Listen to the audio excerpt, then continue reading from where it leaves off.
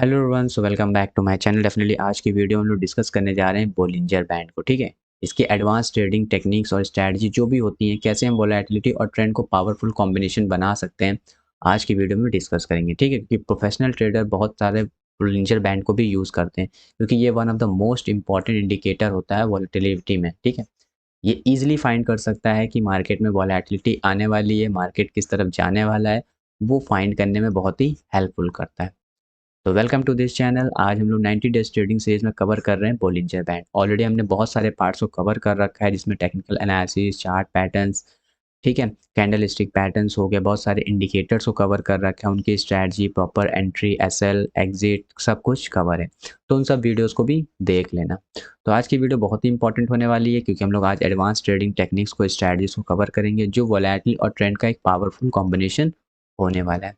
तो उससे पहले अगर चैनल पहली बार तो चैनल को जरूर सब्सक्राइब कर लेना, क्योंकि इस चैनल बहुत ही इंपॉर्टेंट वीडियोस कवर किए जाते हैं। अभी तो हम लोग SMC, ICT, order blocks, FVG, बहुत कुछ कवर करने वाले हैं। तो 90 डेज ट्रेडिंग सीरीज़ में ये बहुत ही अच्छा फ्री कोर्स होने वाला है, जिसमें तुम ट्रेडिंग की कंप्लीट नॉलेज ले पाओगे। तो without any ways further wasting time, चलो स्टार्ट करते हैं।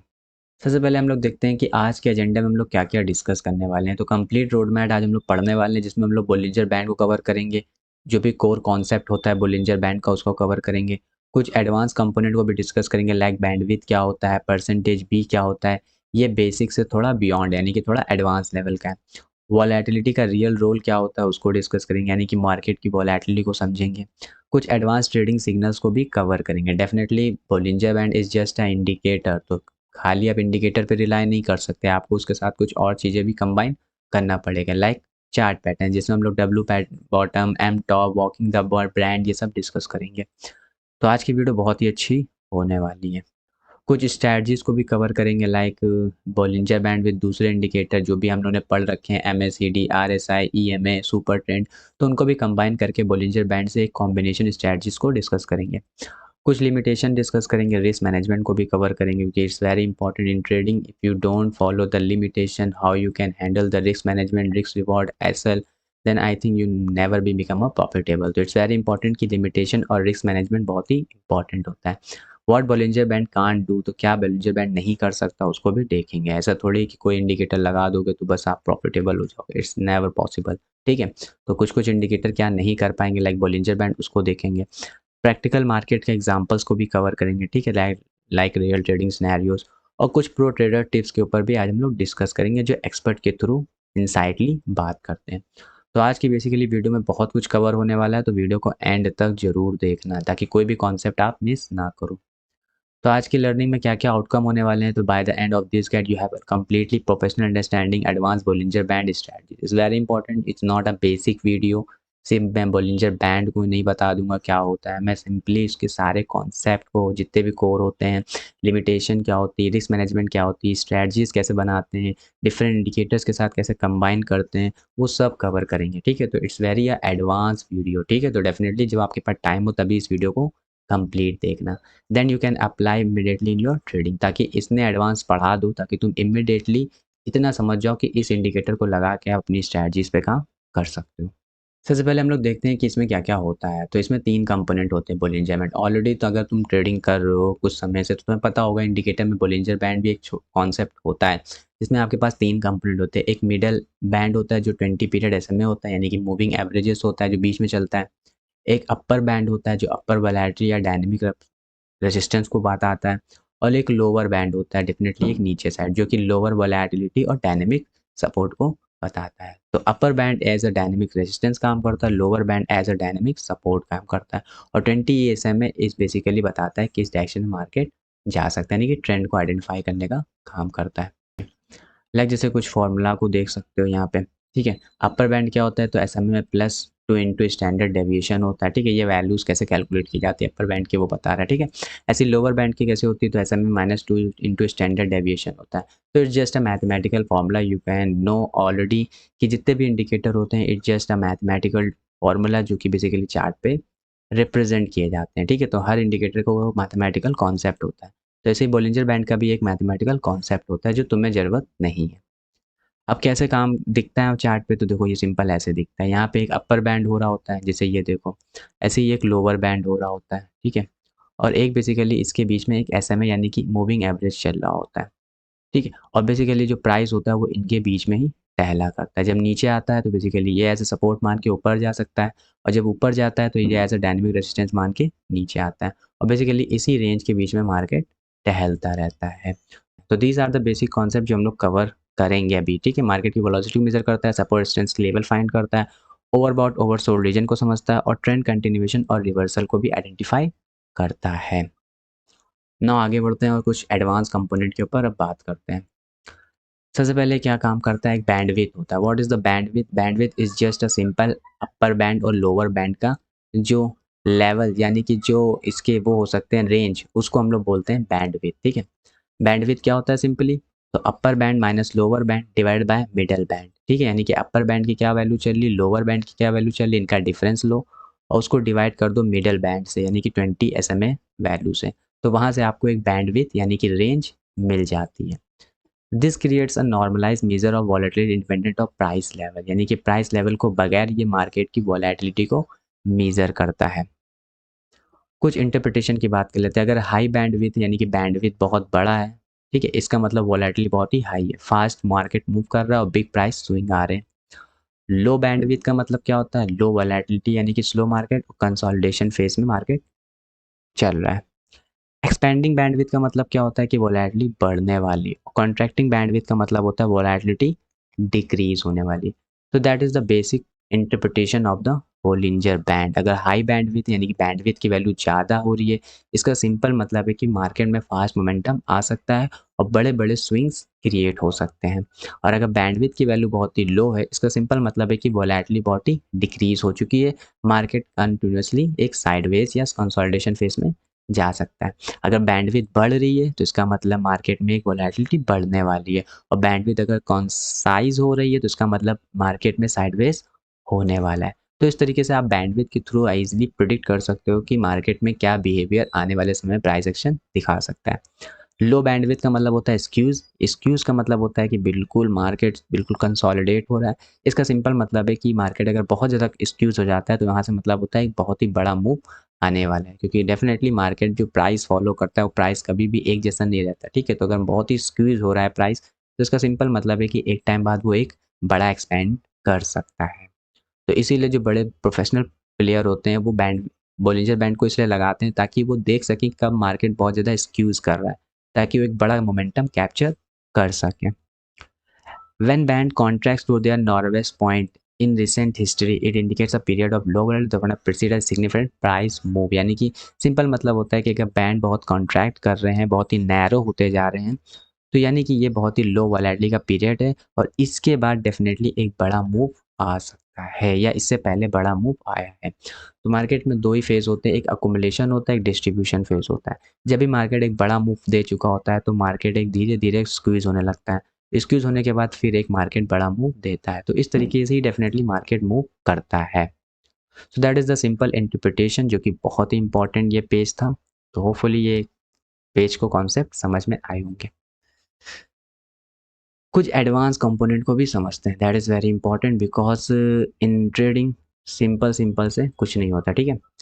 Qualifying price position with in the bands, क्या मतलब होता है, एक परसेंटेज बी होता है, ठीक है। एक बैंडविड्थ होता है जो मैंने upper band minus lower band divide by band SMA की वैल्यू से फाइंड किया था बैंडविड्थ, ठीक है। बैंडविड्थ बढ़ रही है तो वॉलेटिलिटी बढ़ रही, बैंडविड्थ घट रही तो वॉलेटिलिटी डिक्रीज हो रही है। बैंडविड्थ बड़ा है, हाई वैल्यू है तो यानी कि इस प्राइस में ज़्यादा वॉलेटिलिटी है, और बैंडविड्थ अगर स्क्यूज हो रहा है यानी कि लो वैल्यू के बाद काम कर रहा है। अब परसेंटेज बी क्या क्या बताता है, it's very important. Percentage B कैसे निकालते हो, जो भी करंट प्राइस चल रहा है और minus lower band divide by upper band minus lower band, तो इस तरीके से परसेंटेज भी वैल्यू निकलती है। इट्स नॉट इंपॉर्टेंट, ठीक है, तुम्हें मैथमेटिकली कैलकुलेट नहीं करना है चीज़ों को, ऑलरेडी आपके पास इंडिकेटर है, उसमें ऑलरेडी ये सब प्रेजेंट होती है, तो बस तुम्हें इनकी इंटरप्रिटेशन वैल्यूज़ के ऊपर बात करनी है, ना कि इनको इंडिविजुअल लेवल पे मैनुअली कैलकुलेट करनी है, ठीक है।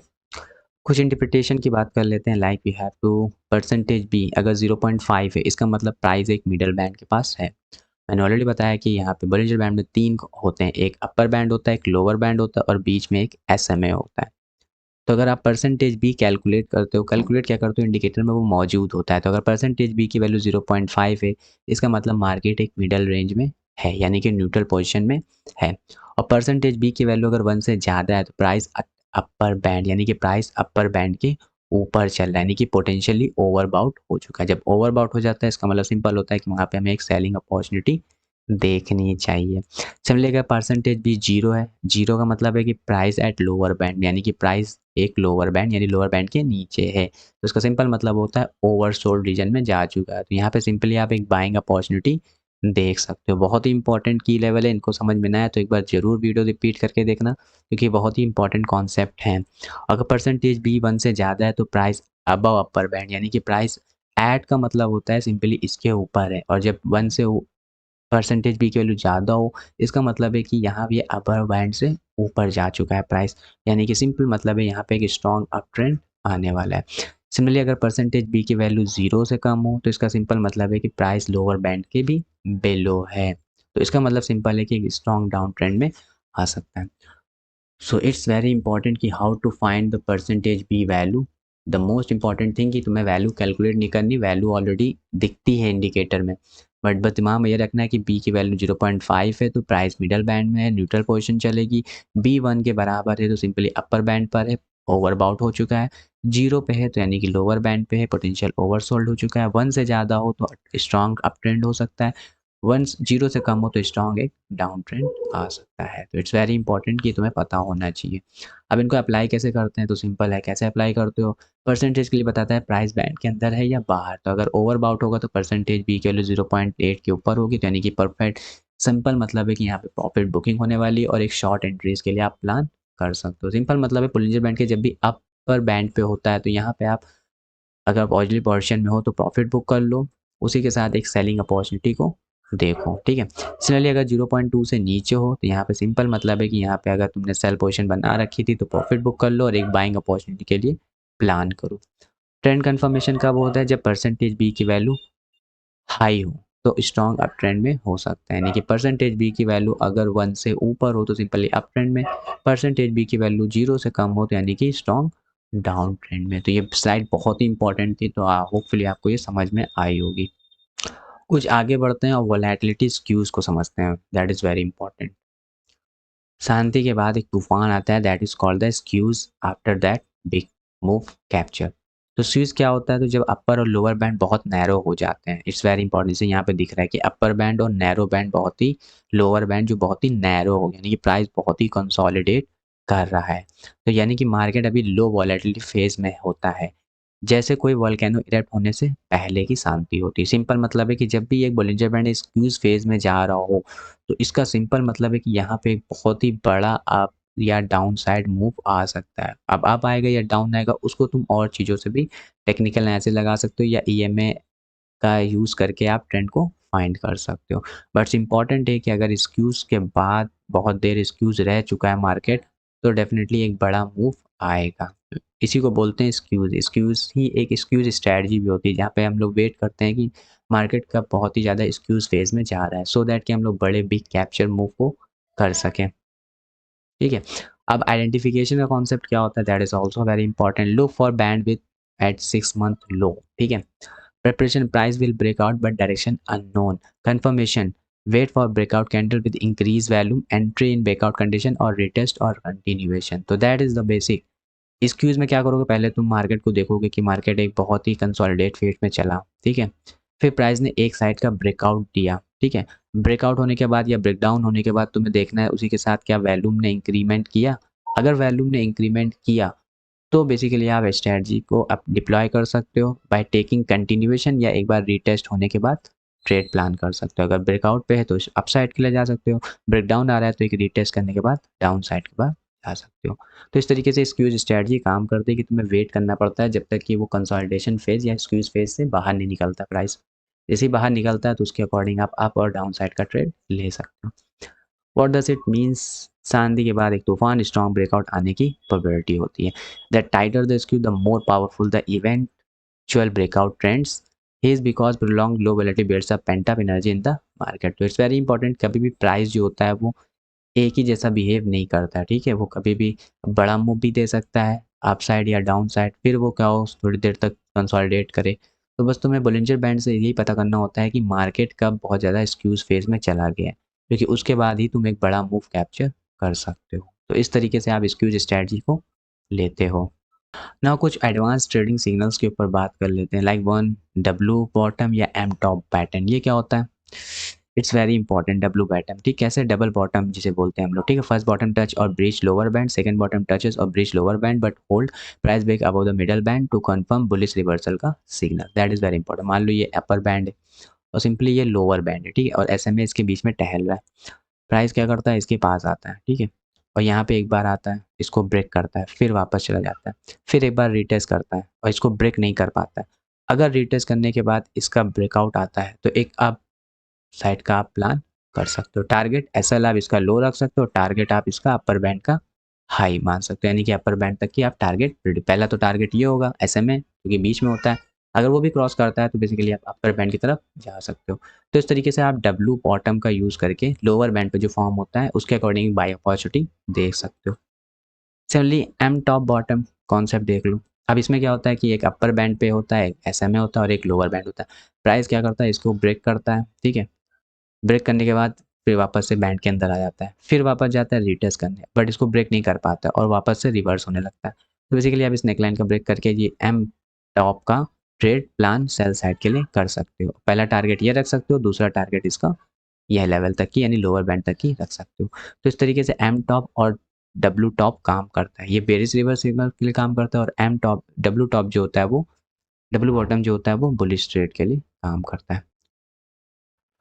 So this is the concept of W and bottom, ठीक है। वॉकिंग द बैंड्स का मतलब क्या होता है? How it is identified? Strong trend में प्राइस एक बैंड को कंटिन्यू टच करता है, ये ट्रेंड स्ट्रेंथ को साइन होता है, रिवर्सल का नहीं। अब ट्रेंड यानी प्राइस कंटिन्यू टच और राइट्स अपर बैंड, ये सिंपल मतलब है, देखो जैसे ये ब्रांड चल रहा है, ठीक है, ये एसएमए ये, तो अगर बेसिकली प्राइस अप ट्रेंड में है तो सिंपल मतलब है कि वो इसको टच करते हुए आगे बढ़ता रहेगा, इसी के साथ बैंड भी आगे चलता रहेगा, तो ये भी लोअर बैंड भी आगे शिफ्ट होता रहेगा। तो कभी कभी ये नहीं होता है कि बेसिकली कि प्राइस अगर जैसे अपर बैंड को टच करेगा तो आप सेल साइड के लिए प्लान कर सकते हो सकता है वो ट्रेंड में हो और वो अपर बैंड को फॉलो करते हुए आगे बढ़ रहा हो, ठीक है। ऐसे ही लोअर बैंड में वो टच कर रहा हो, उसको मतलब तुरंत सेल नहीं करना है, क्या पता वो, क्योंकि लोअर बैंड भी शिफ्ट होता चला जाएगा ना, तो ये टच जरूर करेगा बट वेट करना है जब तक कि एक स्क्वीज फेस डेवलप नहीं होता। After that you can take a trade, ठीक है। एग्जिट कब कर सकते हो? जब price start moving away from the band towards middle, ठीक है। कब आप एग्जिट कर सकते हो? तो एग्जिट करने का सिंपल लॉजिक होता है व्हेन द प्राइस जो है वो बैंड से दूर जाने लगे, यानी कि अपर बैंड से थोड़ा दूर जाने लगे या लोअर बैंड से थोड़ा दूर जाने लगे, उस केस में आप ट्रेड को एग्जिट कर सकते हो। आफ्टर दैट आप बैंड के साथ चलते रहो, ठीक है। तो इस तरीके से आप तीनों स्ट्रैटेजीज पे वर्कआउट कर सकते हो। That is simple, no included in this thing.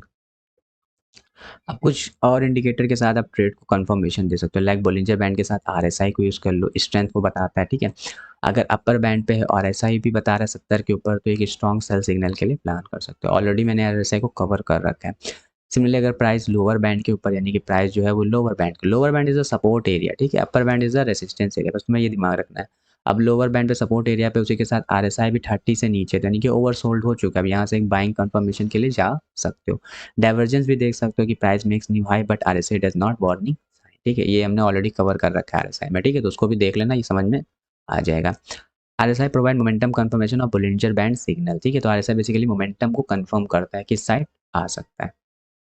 कुछ और इंडिकेटर को देखते हैं, लाइक बोलिंजर बैंड को एमएससीडी के साथ, ठीक है, स्वीज MSCD crossover then powerful breakout, that is very important, ठीक, कैसे?